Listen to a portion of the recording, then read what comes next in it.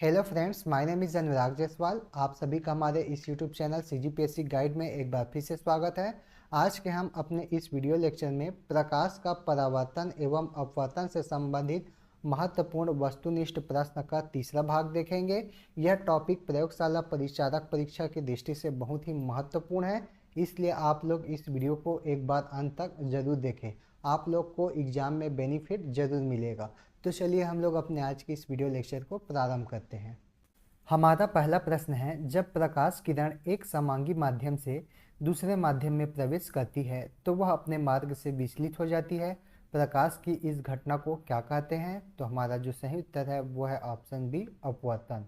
ठीक है, तो आप लोग को याद रखना है, जब प्रकाश किरण एक समांगी माध्यम से दूसरे माध्यम में प्रवेश करती है तो वह अपने मार्ग से विचलित हो जाती है और इसे प्रकाश की कौन सी घटना बोला जाता है? अपवर्तन कहा जाता है। हमारा अगला प्रश्न है, निम्न में से कौन सा अपवर्तन के नियम है? तो यहाँ पर पहला बोल रहा है आपतित किरण, अपवर्तित किरण और आपतन बिंदु पर अभिलंब, ये तीनों एक ही तल में होते हैं, जो कि बिल्कुल सत्य है। दूसरा है, एक वर्णी प्रकाश के लिए आपतन कोण की ज्या और अपवर्तन कोण की ज्या का अनुपात एक स्थिरांक होता है। तो ये कथन भी बिल्कुल सत्य है, इसलिए हमारा जो सही उत्तर होगा वो है ऑप्शन सी, उपरोक्त दोनों। यहाँ पर पहला और जो दूसरा नंबर का जो कथन है वो बिल्कुल सत्य है। हमारा अगला प्रश्न है, जब प्रकाश एक माध्यम से दूसरे माध्यम में जाती है तो निम्न में से कौन सा नहीं बदलता है? तो हमारा जो सही उत्तर होगा वो है ऑप्शन ए, आवृत्ति। ठीक है, तो आप लोग को याद रखना है, जब प्रकाश एक माध्यम से दूसरे माध्यम में जाती है तो उसकी जो आवृत्ति होती है वो नहीं बदलती है। इसके अलावा हम लोग जानते हैं कि जब प्रकाश एक माध्यम से दूसरे माध्यम में जाती है तो उसका तरंग दैर्ध्य, अपवर्तनांक और वेग, ये तीनों ही बदल जाता है।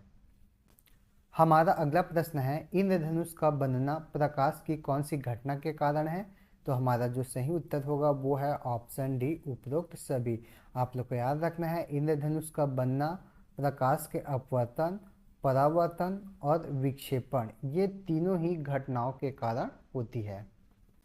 हमारा अगला प्रश्न है, पानी के अंदर की वस्तु का अपनी वास्तविक स्थिति से थोड़ा ऊपर दिखाई देना प्रकाश की कौन सी घटना है? तो हमारा जो सही उत्तर है वो है ऑप्शन बी, अपवर्तन। ठीक है, तो आप लोग को याद रखना है, पानी के अंदर की वस्तु का अपनी वास्तविक स्थिति से थोड़ा ऊपर दिखाई देना प्रकाश की कौन सी घटना है? अपवर्तन है। हमारा अगला प्रश्न है, तारों का टिमटिमाना प्रकाश की किस घटना के कारण होती है? तो हमारा जो सही उत्तर होगा वो है ऑप्शन बी, अपवर्तन। आप लोग को याद रखना है, तारों का टिमटिमाना प्रकाश की अपवर्तन घटना के कारण होती है। हमारा अगला प्रश्न है, हीरे का चमकना प्रकाश की किस घटना के कारण होती है? तो हमारा जो सही उत्तर है वो है ऑप्शन सी, पूर्ण आंतरिक परावर्तन के कारण। ठीक है, तो आप लोग को याद रखना है, हीरे का चमकना पूर्ण आंतरिक परावर्तन के कारण होती है। हमारा अगला प्रश्न है, ऑप्टिकल फाइबर किस सिद्धांत पर कार्य करता है? तो हमारा जो सही उत्तर होगा वो है ऑप्शन सी, पूर्ण आंतरिक परावर्तन। आप लोग को याद रखना है, ऑप्टिकल फाइबर किस सिद्धांत पर कार्य करता है? तो पूर्ण आंतरिक परावर्तन के सिद्धांत पर कार्य करता है। हमारा अगला प्रश्न है, मृगमरीचिका का कारण निम्न में से कौन सा है? तो हमारा जो सही उत्तर होगा वो है ऑप्शन सी, पूर्ण आंतरिक परावर्तन। आप लोग को याद रखना है, मृगमरीचिका का कारण कौन सा है? तो पूर्ण आंतरिक परावर्तन है। हमारा अगला प्रश्न है, जब प्रकाश की किरण सघन माध्यम से विरल माध्यम में गमन करती है तो हम लोग को यहाँ पर ये बताना है कि जब प्रकाश की किरण सघन माध्यम से विरल माध्यम में जाती है तो उसके चाल में क्या प्रभाव पड़ता है, और इसके अलावा जो प्रकाश है वो अभिलंब से दूर हटता है या अभिलंब के पास आता है, इसको हम लोग को बताना है। तो इन चार ऑप्शन में जो हमारा सही उत्तर होगा वो है ऑप्शन ए, जब प्रकाश की किरण सघन माध्यम से विरल माध्यम में गमन करेगी तो इसकी चाल बढ़ जाती है और इसके साथ ही अभिलंब से वो दूर हट जाती है। ठीक है, इसलिए हमारा यहाँ पर सही आंसर कौन सा होगा? Option A. हमारा अगला प्रश्न है, पूर्ण आंतरिक परावर्तन संभव है जब प्रकाश खाली स्थान में जाता है? तो इन चार ऑप्शन में जो हमारा सही उत्तर होगा वो है ऑप्शन ए, हीरे से कांच में। ठीक है, तो आप लोग को याद रखना है पूर्ण आंतरिक परावर्तन संभव है जब प्रकाश हीरे से कांच में जाता है। हमारा अगला प्रश्न है, आकाश का नीला दिखाई देना प्रकाश की किस घटना के कारण है? तो इन चार ऑप्शन में जो हमारा सही उत्तर है वो है ऑप्शन ए, प्रकीर्णन। ठीक है, तो आप लोग को याद रखना है आकाश का नीला दिखाई देना प्रकाश की किस घटना के कारण है? तो प्रकीर्णन के कारण। हमारा अगला प्रश्न है, निरपेक्ष अपवर्तनांक क्या है? तो इन चार ऑप्शन में जो हमारा सही उत्तर होगा वो कौन सा है?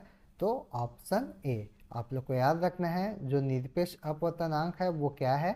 निर्वात में प्रकाश की चाल और माध्यम में प्रकाश की चाल का अनुपात क्या कहलाता है? निरपेक्ष अपवर्तनांक कहलाता है।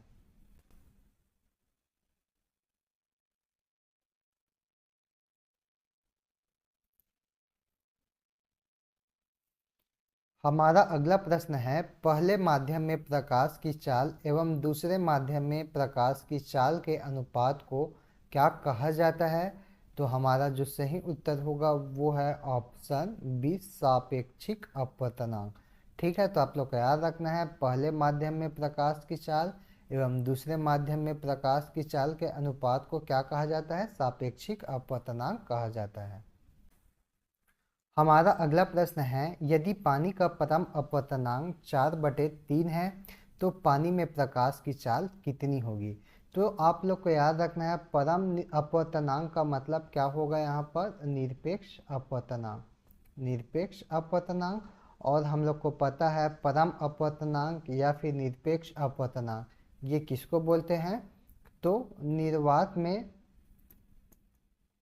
प्रकाश की जो चाल होती है, निर्वात में प्रकाश की चाल और माध्यम में प्रकाश की चाल का जो अनुपात होता है उसे ही क्या बोला जाता है? निरपेक्ष अपवर्तनांक कहा जाता है।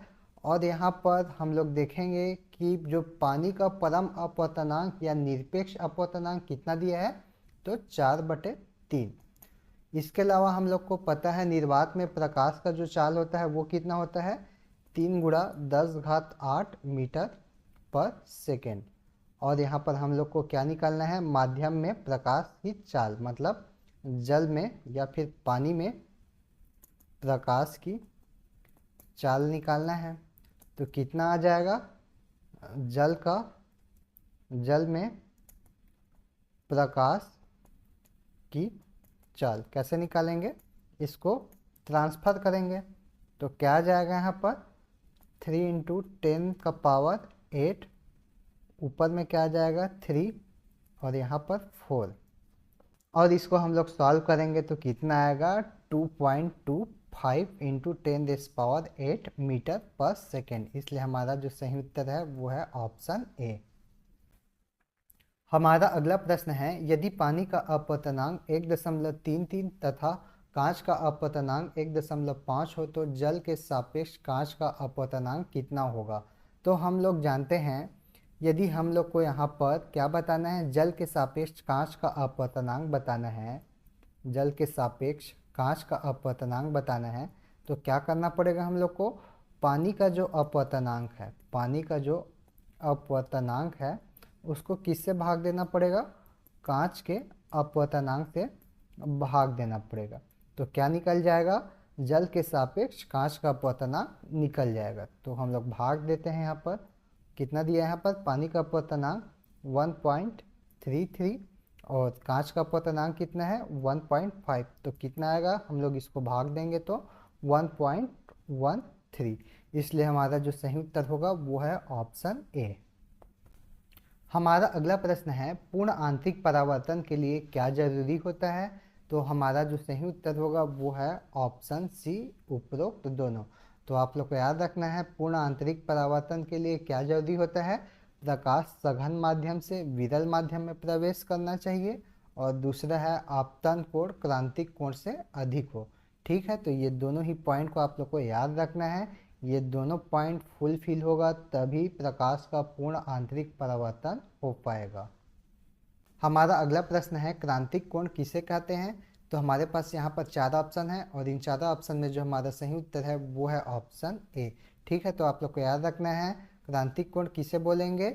वह आपतन कोण जिस पर प्रकाश की किरण सघन माध्यम से विरल माध्यम में जाते समय 90 डिग्री के कोण पर अपवर्तित होती है, तो उसको हम लोग क्या बोलेंगे? क्रांतिक कोण कहेंगे। हमारा अगला प्रश्न है, वास्तविक एवं आभासी गहराई का अनुपात क्या कहलाता है? तो हमारे पास यहाँ पर 4 ऑप्शन है और इन चारों ऑप्शन में जो हमारा सही उत्तर है वो है ऑप्शन ए, अपवर्तनांक। ठीक है, तो आप लोग को याद रखना है वास्तविक एवं आभासी गहराई का अनुपात अपवर्तनांक कहलाता है। हमारा अगला प्रश्न है, यदि प्रकाश एक माध्यम से दूसरे माध्यम में जाता है और फिर वापस पहले माध्यम में लौटता है तो वह उसी रास्ते पर वापस आएगा जिस रास्ते से वह आया था। इस सिद्धांत को क्या कहा जाता है? तो हमारा जो सही उत्तर है वो है ऑप्शन ए, उत्क्रमणीयता का सिद्धांत। ठीक है, तो आप लोग को याद रखना है यदि एक प्रकाश एक माध्यम से दूसरे माध्यम में जाता है और फिर वापस पहले माध्यम में लौटता है तो वह उसी रास्ते पर वापस आएगा जिस रास्ते से वह आया था। तो इस घटना को क्या कहते हैं हम लोग? उत्क्रमणीयता का सिद्धांत।